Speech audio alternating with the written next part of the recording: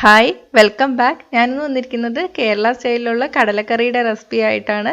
ഹോട്ടലിൽ കിട്ടുന്ന പോലത്തെ തേങ്ങ അരയ്ക്കാത്ത കുറുകിയ ചാറോട് കൂടിയിട്ടുള്ള കടലക്കറിയാണ്. നല്ല ടേസ്റ്റാണ്. ബാച്ചിലേഴ്സിന് വരെ ഈസി ആയിട്ട് തയ്യാറാക്കി എടുക്കാൻ പറ്റും. പുട്ട്, അപ്പം, ദോശ, ചപ്പാത്തി എന്തിൻ്റെ കൂടെ ആയിരുന്നാലും നല്ലൊരു കോമ്പിനേഷനാണ്. അപ്പം നോക്കാം നമുക്ക് റെസിപ്പി എങ്ങനെയാണെന്ന്. ഞാനിവിടെ 1 കപ്പ് കടല 7 മണിക്കൂർ കുതിർത്തി എടുത്തിട്ടുണ്ട്. കുതിർന്നു വരാൻ വേണ്ടിയിട്ട് ഒഴിച്ച വെള്ളം കളഞ്ഞിട്ട് നന്നായിട്ടൊന്ന് കഴുകിയെടുക്കാം. ഞാൻ എടുത്തിരിക്കുന്ന കപ്പ് 240 ml ആണ്. കടല കഴുകിയിട്ട് കുക്കറിൽ ഇട്ട് കൊടുത്തിട്ടുണ്ട്. കടല നികന്ന് നിൽക്കുന്ന രീതിയിൽ വെള്ളം ഒഴിച്ചു കൊടുത്തിട്ടുണ്ട്. ഇതിലോട്ട് നമുക്ക് കുറച്ച് ഉപ്പ് കൂടി ചേർത്ത് കൊടുക്കാം.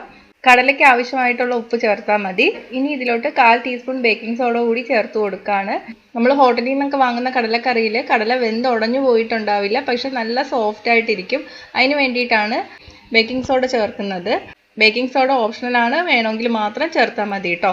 ഇനി ഇത് അടച്ചു വെച്ചിട്ട് മീഡിയം തീയിൽ 4 വിസിൽ വരുന്ന വരെ വേവിച്ചെടുക്കാം. 4 വിസിൽ വന്നതിന് ശേഷം പ്രഷർ കംപ്ലീറ്റ് ആയിട്ട് പോയിട്ടേ കുക്കർ തുറക്കാവൂ. ഇനി ഒരു പാനിലോട്ട് 1 ടേബിൾ സ്പൂൺ വെളിച്ചെണ്ണ ചൂടാക്കി എടുക്കാം. വെളിച്ചെണ്ണ ചൂടായിട്ട് വരുമ്പോൾ 4 വെളുത്തുള്ളി ചെറുതായിട്ട് അരിഞ്ഞത്, 1 ഇഞ്ച് കഷ്ണം ഇഞ്ചി ചെറുതായിട്ട് അരിഞ്ഞത് കൂടി ചേർത്തിട്ട് നന്നായിട്ടൊന്ന് വഴറ്റിയെടുക്കാം. പച്ചമണമൊന്ന് മാറി വരണം. ഇനി ഇതിലോട്ട് 1 തണ്ട് കറിവേപ്പില, 2 വലിയ സവാള കനം കുറച്ച് നീളത്തിൽ അരിഞ്ഞത്, കുറച്ച് ഉപ്പ്, ഇതെല്ലാം കൂടി ചേർത്തിട്ട് നന്നായിട്ട് വഴറ്റിയെടുക്കാം. സവാളയ്ക്ക് ആവശ്യമുള്ള ഉപ്പ് മാത്രം ചേർത്താൽ മതി. കടലയ്ക്കുള്ള ഉപ്പ് നമ്മൾ നേരത്തെ ചേർത്തിട്ടുണ്ട്. ഉപ്പ് കൂടി പോവരുത്.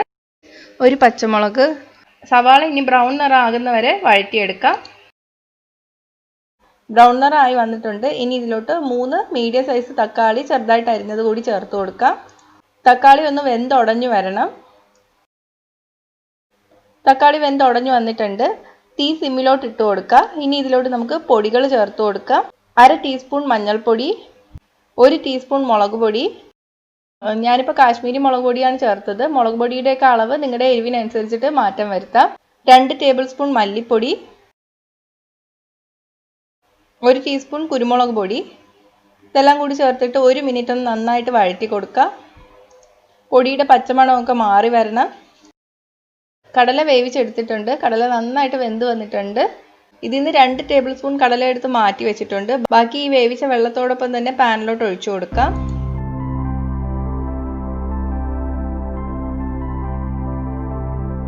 കുറച്ച് ഉപ്പ് കുറവുണ്ട്, അതും കൂടി ചേർത്ത് കൊടുക്കാണ്.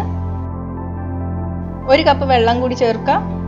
തീ മീഡിയത്തിലോട്ടാക്കി വെക്കുക.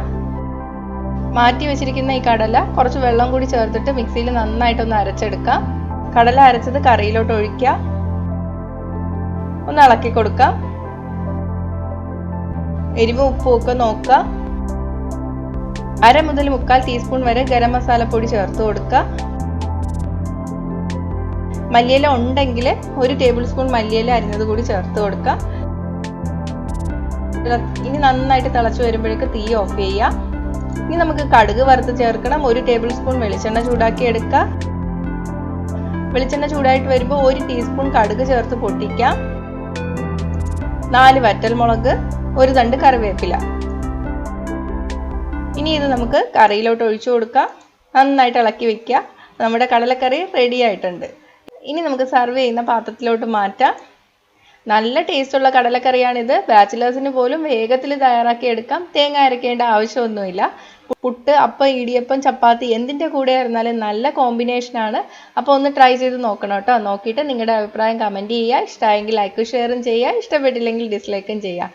കൂടുതൽ റെസിപ്പികൾക്കായിട്ട് ചാനൽ ഇതുവരെ സബ്സ്ക്രൈബ് ചെയ്യാത്തവർ സബ്സ്ക്രൈബ് ചെയ്യാൻ മറക്കല്ലേ. അപ്പോൾ അടുത്ത നല്ലൊരു റെസിപ്പി ആയിട്ട് കാണാം. ബൈ.